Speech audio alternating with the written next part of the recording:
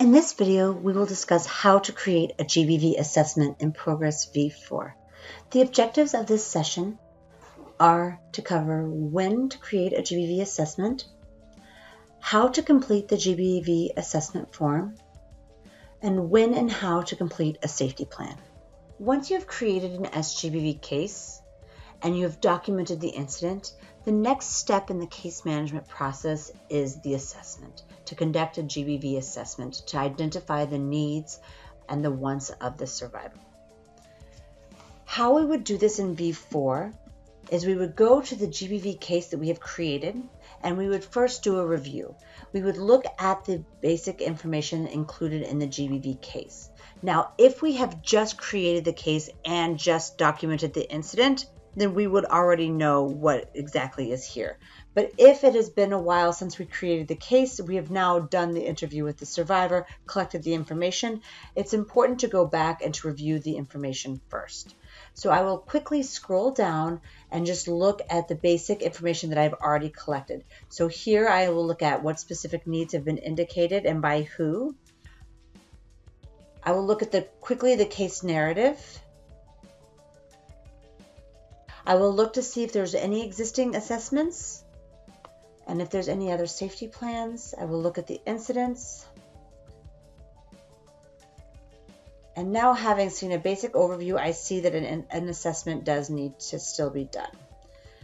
Now, the first question that needs to be asked when completing V4 documentation is, for what purpose are we collecting the information? So obviously, if we are doing the direct service provision, we will be conducting an assessment for all cases that we are providing services for so that we can identify their needs. If a partner is doing GBV case management and they are responsible for providing those services, then they also would always complete an assessment for all incidents and all GBV cases that are documented. For those of us who are doing oversight of GBV case management, it's possible that not all GBV cases will include an assessment. And we can define for which cases an assessment is necessary as part of our GBV module SOPs for V4. It is important to note that at any given time, only one active assessment can be ongoing. So if you were to create an assessment, as long as it is pending, you will not be able to create a new assessment. Once the assessment is completed, you will then be able to create a new assessment. So it is possible for one GBV case to have multiple assessments, but not multiple open assessments. Now that we have determined it is appropriate for us to create a GBV assessment for this case, I will now go to the ribbon in this GBV case file, and I will click on Add. You will now notice that there's a GBV assessment here, and I will click on that. Alternatively, I could scroll down to the assessment section in the case file, and I could click on this plus next to the assessment. I will do that. And you will notice then a new GBV assessment form arises. The sections of the SGBV assessment form are General, which is where we capture the basic administrative information about that assessment. There's an overview of the care arrangement and specific needs, so it's more of a reference point to allow you to see existing care arrangements and specific need codes. There's the Consent section, which again covers what consent the survivor has provided for sharing information. There's the Interview Details, which covers the assessment interview. There are assessment details, so what your findings are from the interview, the recommendations based upon that, and then there are the referrals or any actions that are taken based upon those recommendations. And if necessary, then a review by the supervisor to approve any actions planned on being taken. We will go through each of these sections in detail below. Again, as with any other section, until the assessment is saved, there will be no unique identifier provided. Once we push save, it will be provided. We have organized the assessment form to follow the case management process as well as we have tried to keep all of the required fields as high up on the form as possible to allow you to complete the red asterisk fields and then save to prevent you losing any data from cuts in connectivity or anything like that. The first section is general. Underneath this, you will see the SGBV assessment details. This is the administrative data for the SGBV assessment form. All of this will be automatically populated or is pre-populated based upon the time at which you save the initial assessment. Now, you can go back and update these eventually, but for the time being, we will skip this because it will automatically be generated when we save. This SGBV case and the individual info are also drawn from other forms, and so there's nothing to be completed here. Next, you will see the care arrangements and specific needs section. This is not requiring any additional action either. It is more as a reference so that you can look and see what care arrangements are and any specific needs that we need to think about as we do the assessment. The next section is the consent. This is very similar to the consent that we saw in the GBV incident and in other locations. This is asking the date that you did the consent counseling. So we can say it does not automatically default. So we can say it happened on the date when. And then there's the question about whether or not the person agrees to share this information. If they agree to any information sharing, you will mark yes. Even if there are exceptions. When you mark yes, then it will say except with the following partners. And once we save, we can then put specific exceptions. So they do not want to share this with the hospital, or they do not want to share this with this partner. For right now, because I have not saved yet, I'm going to just say does not want to share with the...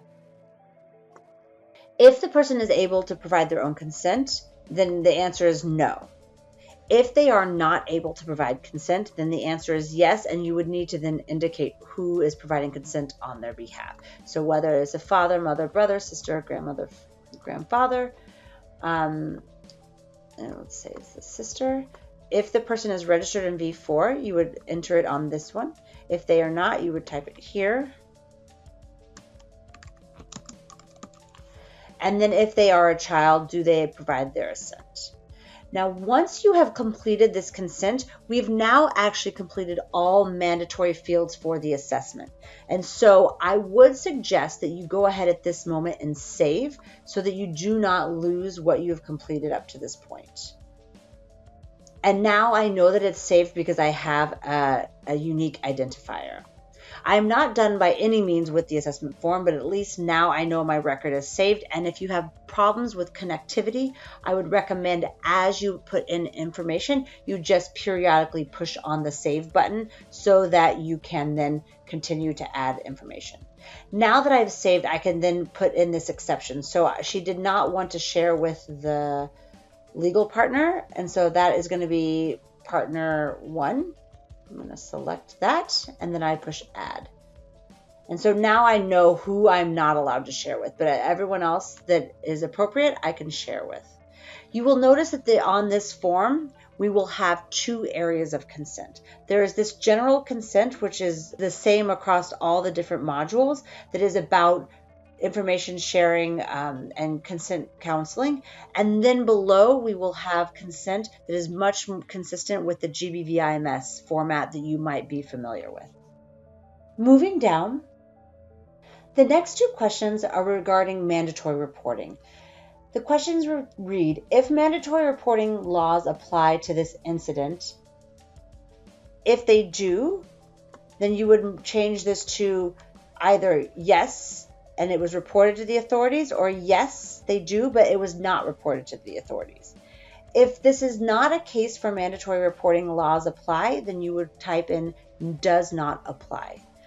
This would be defined based upon your case management and interagency SOPs, and this should be then reflected in your GBV SOPs for Progress V4. In this case, I'm going to say this does not apply. And then was the survivor informed on mandatory reporting laws prior to the incident being reported to authorities? So if it does not apply, it would be left blank. If it did apply, then you would either say yes, so that means that you did explain to them during your introduction and engagement about mandatory reporting laws, and you then explain to them once they describe the incident to you that you were going to be reporting it, or no, meaning that you did not explain and or you did not tell them specifically that you have reported their incident to the authorities. As I marked do not apply, then this would be left blank. The next section is the interview details. So this is where you will explain who did the interview, where you did it, giving the basics just around the context. So if I did the interview, then I would search here and I would type in, I can start with the first letter or so of my name. And then I found my name. I can put in my organization.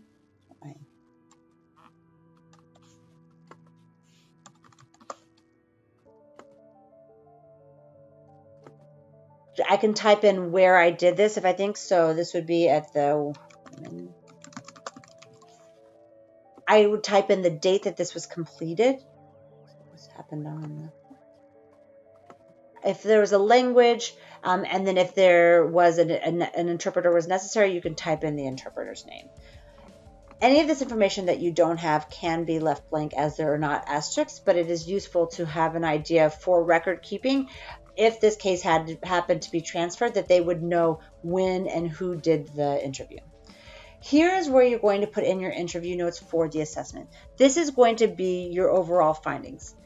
In the incident details on the incident form, that is where you indicated or noted down the incident in the voice of the survivor. Here is where you will be noting down your observation. So the survivor presents as nervous and quiet. She's not well kept. The things that we would do as observation to kind of get an idea of the status of the well-being of the survivor, any other things that we would observe.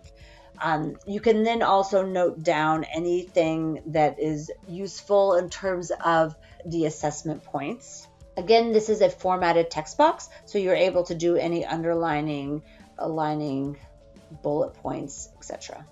Now, based upon this, so what needs to be in your interview notes is enough for you then to be able to go back or in real time to then draw your findings around the assessment for that. The next section is the assessment. First, you will complete who it was done by searching on the magnifying glass. You can search for yourself or whoever was the person who completed it. You would then complete the date that the assessment was done. And then if there are any other observations during the assessment.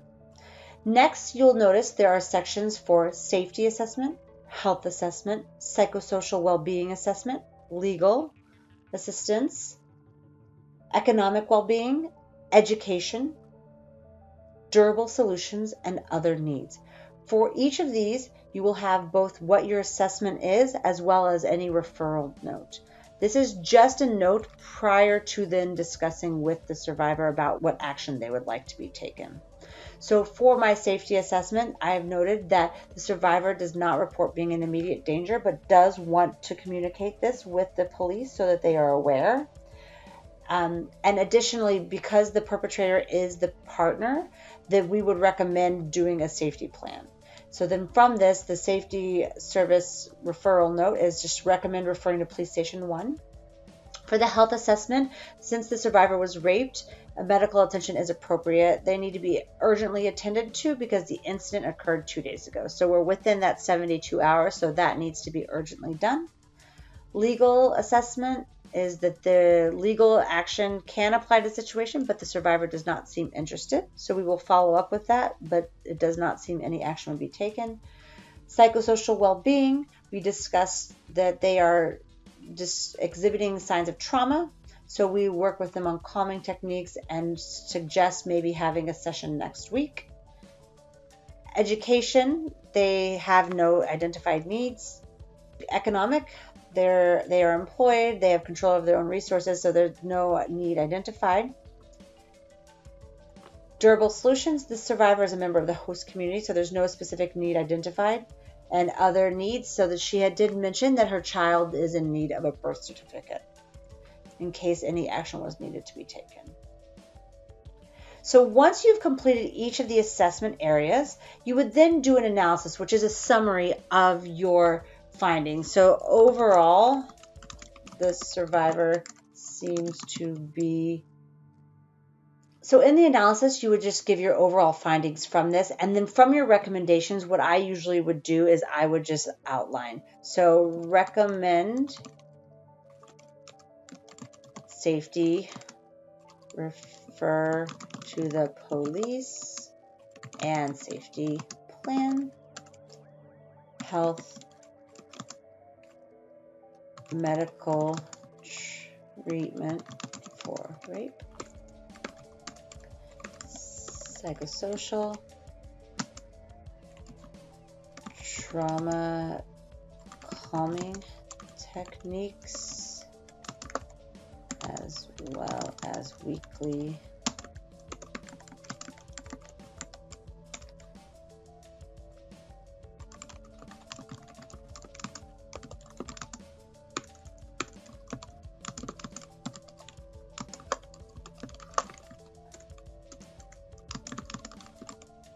So basically all of the findings that up here that we would then discuss with the survivor, you would then include here in your recommendations. This does not mean that this is what is going to happen. This is just what your recommendations are. And once you've discussed this with the survivor, you will then go down to the referral section. This is where we talk through really what action will actually be taken based upon the desires of the survivor. For those of you who are familiar with the GBV-IMS, this is the section that looks exactly like the GBV-IMS form. So the first question is did you refer the client to safety services? And if no, then you would mark no, but she had said yes, she did want referral. And so did they consent to this referral? Yes.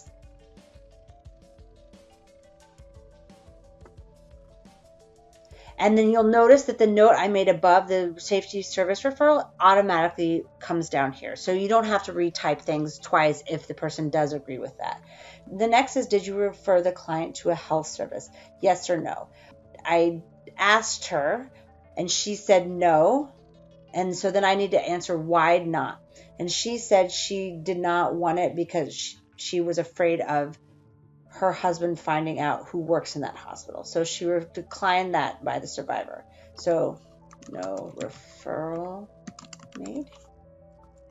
Did you refer the client to a psychosocial well-being service? Now, because we are the one providing that service, I'm going to mark no. And then it says, if no, why not? And it's because we are the ones providing that service. So suggest follow-up appointment. Next, did you refer the client to economic well-being? No, and the reason is if you remember above that she seems independent in terms of her finances, so the service was not applicable. Did you refer the client to legal assistance services? No, we did not. And if not, if you remember above, we discussed that it does apply, but she does not want to take legal action. So we would say that she referral declined by survivor. And then none. Did you refer the client to education services? No, and if you remember above as well, she has completed her education, so this is not applicable. Did you refer the client to durable solutions? And again, no. And if no, referral to durable solutions, why not? And the reason again is because it doesn't apply as she's from the host community. And then finally, did you refer the client to other services? And then for this we would mark yes, because she said she wanted documentation, so we asked her if she wanted to be referred to the documentation services, and so we would say yes, she did consent to that. And so referred to UNHCR.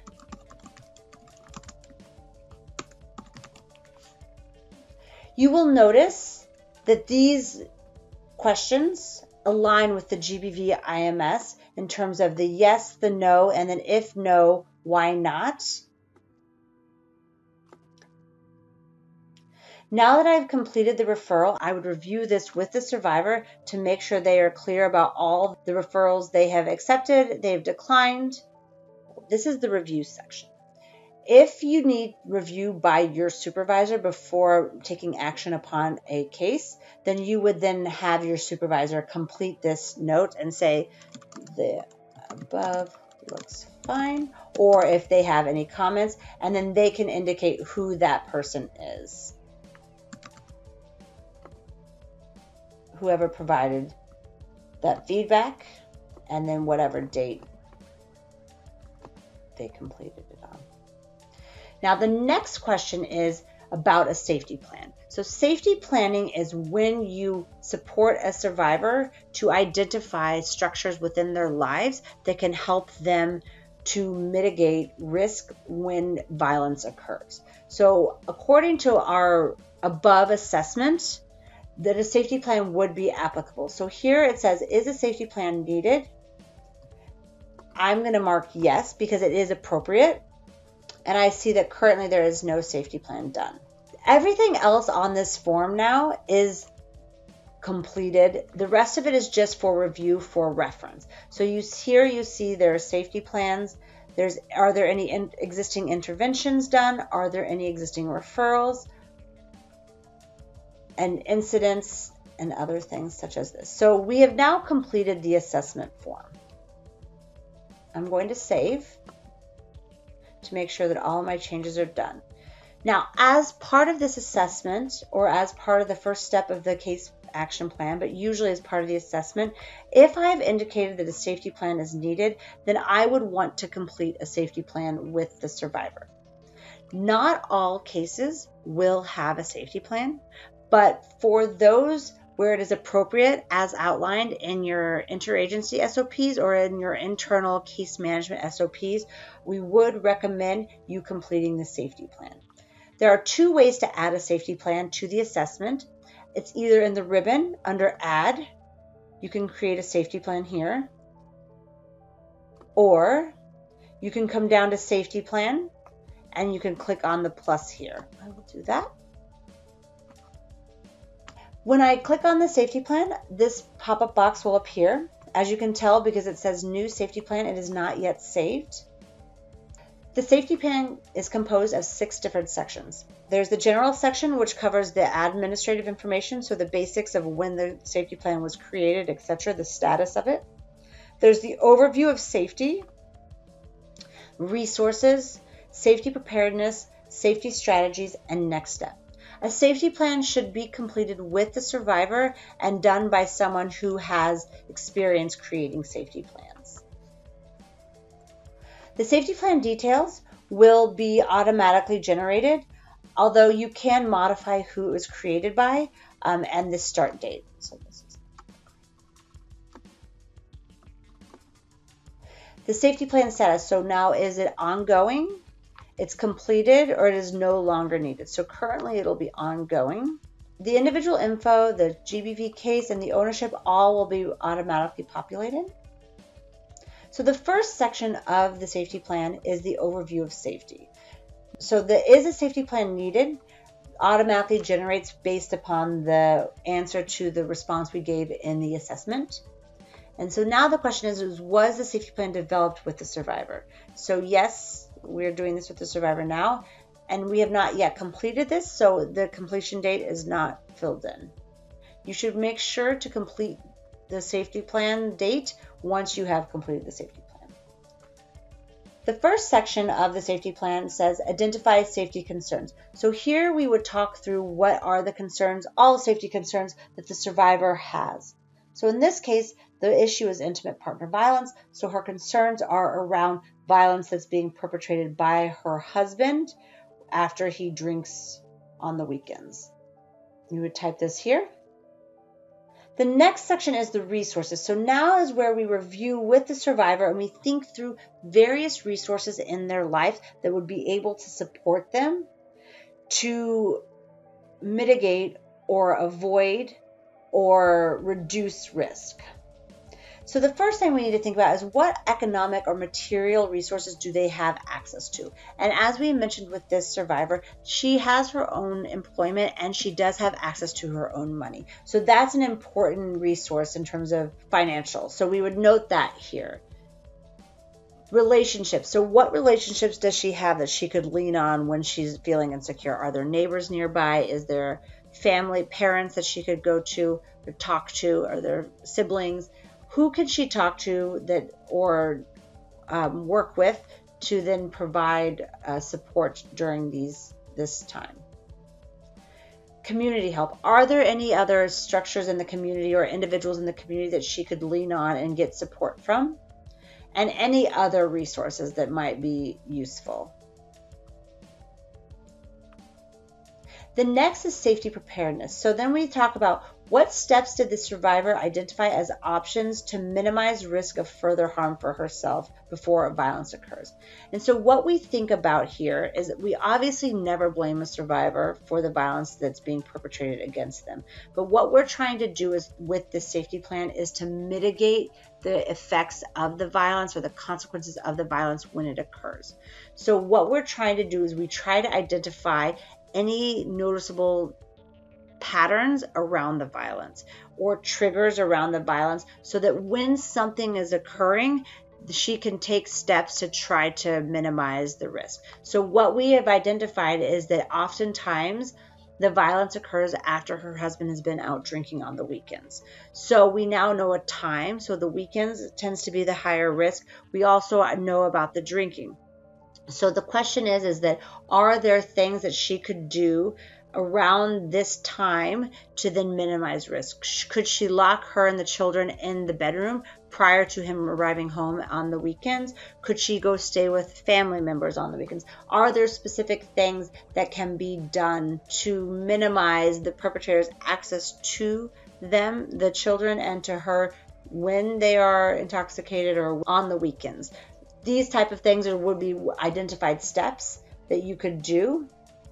So safety strategies, what actions did the survivor identify as options to mitigate the risks when the violence happens? So this is different in terms of the first is trying to prevent it from happening, minimize it.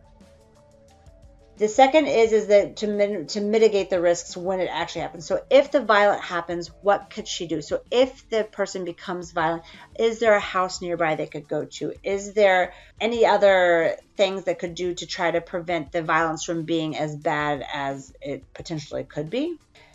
And then the next steps is what steps did the survivor identify as options to minimize the risk after leaving home? So basically what we look at is if the survivor was to start thinking about leaving the relationship, the abusive relationship, then what are some of the steps that would need to be done to minimize their risks?